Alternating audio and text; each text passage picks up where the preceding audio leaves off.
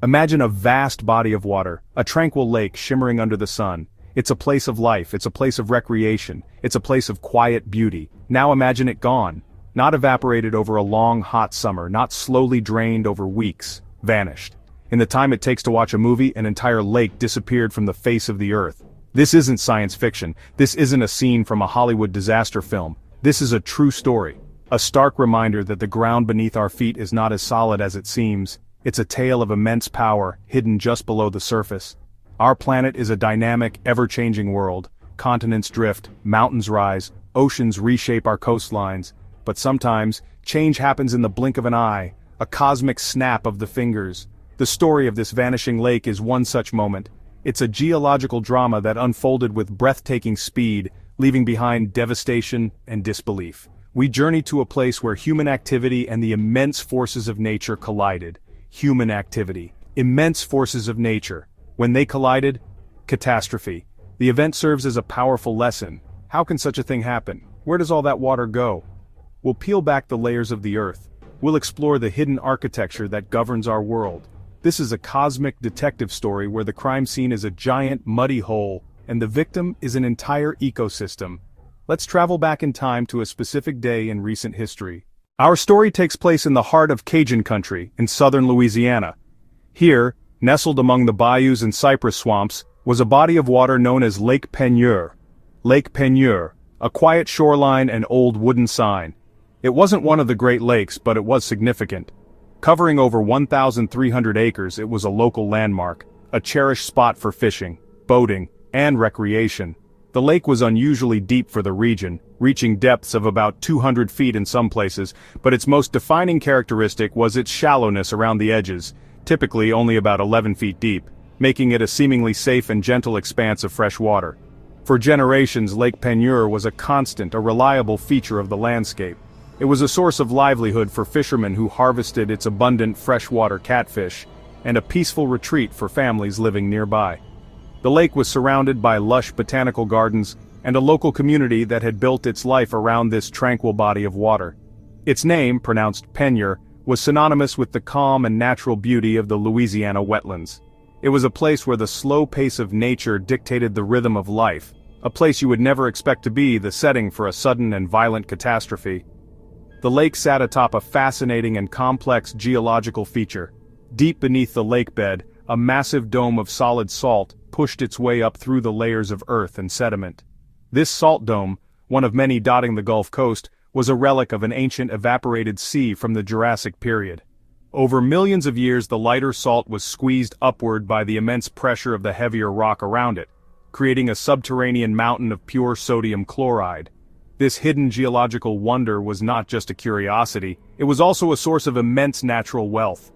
For decades, these two worlds coexisted, separated by a thick ceiling of rock and salt. The disappearance of a lake is not entirely unheard of in the grand scheme of geological time. Nature has its own ways of emptying a basin. A prolonged drought can cause a lake to evaporate slowly, leaving behind a cracked and dusty plain over years or even decades. A massive landslide can dam a river that feeds a lake, starving it of its water source. An earthquake can fracture the ground, creating new channels for water to escape. But these processes, while dramatic, are usually gradual or have clear, immediate causes. They don't typically happen in the span of 3 hours on an otherwise quiet morning. What made the vanishing of Lake Peigneur so utterly shocking was the sheer speed and violence of the event. It wasn't a slow leak, it was a catastrophic failure. The lake didn't just drain, it was sucked down a hole with incredible force. Imagine the entire volume of Central Park's Jacqueline Kennedy Onassis Reservoir vanishing before you could finish your lunch. The scale is difficult to comprehend. Billions of gallons of water were pulled into a vortex. Boats were swallowed, trees were pulled under, huge chunks of land disappeared. The vortex grew to be hundreds of feet across. This wasn't a natural draining, it was the earth opening its mouth and swallowing a lake whole. This event was an anomaly, a bizarre occurrence that defied the normal rules of geology and hydrology. Lakes are supposed to be stable features of a landscape. They are contained by the topography of the land around them. For one to simply disappear down a drain suggests that the container itself had been fundamentally breached. This wasn't erosion, this was a puncture. The questions were immediate and alarming. What could create a hole big enough and strong enough to drain an entire 1,300-acre lake so quickly? And where did all that water go? The initial theories were wild. Had a massive underground cavern, unknown to geologists, suddenly collapsed? Was it some strange, localized seismic event that ruptured the lakebed? The truth, as it would turn out, was stranger and more preventable than anyone could have imagined. This was not an act of God in the traditional sense. It was a man-made disaster, born from a microscopic error in measurement. To understand how a lake can vanish, we must journey deep into the Earth's crust. Our planet's surface is not a solid uniform shell, it's a complex tapestry of different rock types, fractures, caves, soluble materials. One dramatic way water disappears: sinkholes. This often happens in regions with karst topography. Karst equals soluble bedrock, limestone, gypsum, dolomite. Slightly acidic rainwater seeps into the ground, slowly dissolving the rock, carving vast underground caverns. Sometimes the roof of one of these hidden caverns becomes too thin. It can no longer support the weight above it. When it gives way, the collapse is sudden and catastrophic. The ground simply falls away, creating a deep, circular pit. If a lake sits on top, it can drain into the subterranean cave system with astonishing speed. We've seen this happen in places like Florida: swallowed homes, swallowed cars, swallowed small ponds. It's a powerful demonstration of the hidden voids beneath our feet. However, the Lake Peigneur event was different.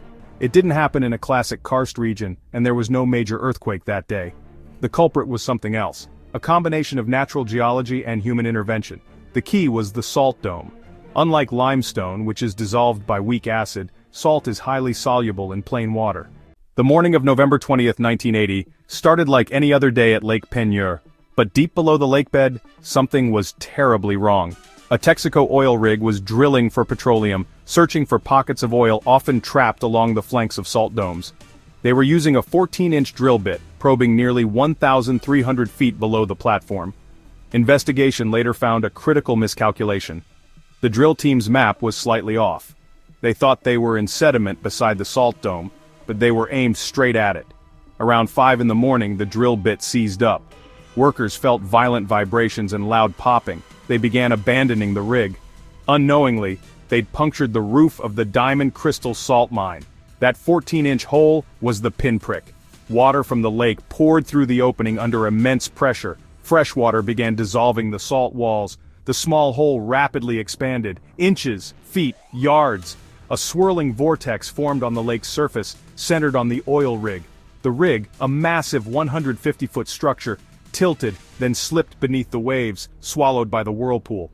The funnel pulled everything on the surface into its maw: 11 barges, a tugboat, acres of surrounding land.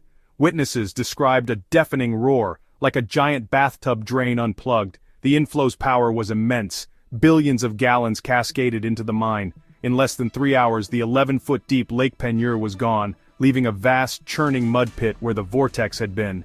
For the people who lived and worked around Lake Peigneur, the events of that morning were a terrifying, surreal nightmare. The fishermen struggled to describe what they saw. Local residents struggled to describe what they saw. They spoke of a whirlpool that defied belief, growing with unnatural speed and consuming everything in its path. One fisherman in his small boat gunned his engine at full throttle to escape the pull of the vortex, barely making it to shore as the water turned into a churning, muddy spiral. His boat was one of the very few to survive. The 50 miners working for the Diamond Crystal Salt Company were the luckiest people that day. When the drill first penetrated the mine ceiling, water began dripping into the upper levels. A mine foreman, sensing danger, ordered a full evacuation. The miners moved with practiced urgency, making their way to the surface through escape routes.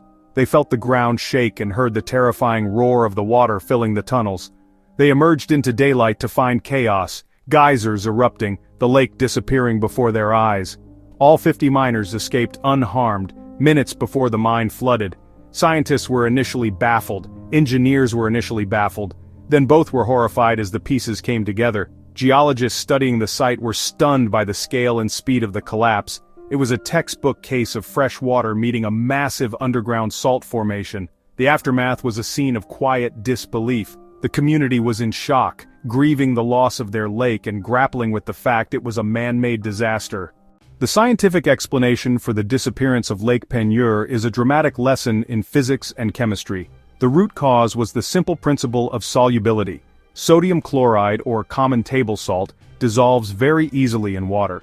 The salt dome beneath the lake was like a giant sugar cube, stable as long as it was kept dry. The layers of rock and sediment acted as a protective barrier, keeping the fresh water separated from the salt below. The 14-inch drill bit acted as a hypodermic needle, piercing that protective layer, injecting the lake's water directly into the salt. Once the breach occurred, a catastrophic feedback loop began. The initial flow of water through the hole began to dissolve the salt around it. As the salt dissolved, the hole grew larger. A larger hole allowed a greater volume of water to flow in, which in turn dissolved the salt even faster.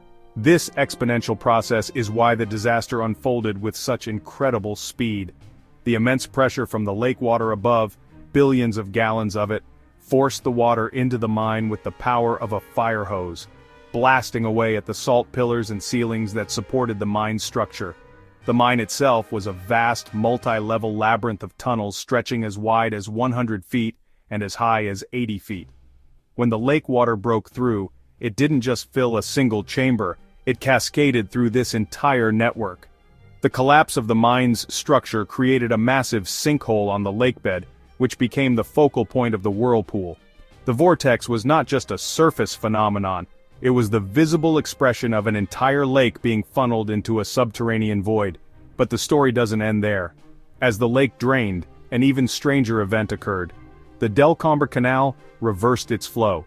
Instead of flowing out towards the Gulf, the canal began to flow backward, inland, as the massive depression created by the drained lake pulled water in from the sea. For 2 days, salt water from the Gulf of Mexico poured into the crater, creating a new, deeper, and now salty lake. The environmental impact of the Lake Peigneur disaster was immediate and devastating. In the space of 3 hours, an entire freshwater ecosystem was completely obliterated. The lake had been home to a rich diversity of life: catfish, bass, other freshwater fish species, countless plants, amphibians, reptiles, invertebrates. They were either sucked into the vortex and buried deep within the flooded salt mine, or left stranded in the mud as the water receded. The destruction was total and absolute. The aftermath saw a radical transformation of the environment. The inrush of salt water from the Gulf of Mexico via the Delcombre Canal fundamentally changed the nature of the lake. What was once a shallow freshwater body became a much deeper saltwater lake. The original freshwater species were gone forever, unable to survive the high salinity. Over time, a new marine-based ecosystem began to establish itself. The lake was reborn as a completely different entity, a permanent scar on the landscape and a ghost of its former self. The disaster also had a profound impact on the surrounding land. The force of the vortex tore away huge chunks of shoreline. Approximately 65 acres of land from Jefferson Island were pulled into the lake. Parts of the lush live oak gardens were lost. In the years following, the new Lake Peigneur stabilized as a deep, brackish body of water. While life has returned, it's a very different community than the one that existed before 1980. The event is a case study in catastrophic ecosystem collapse, showing how quickly a stable environment can be annihilated by a single event.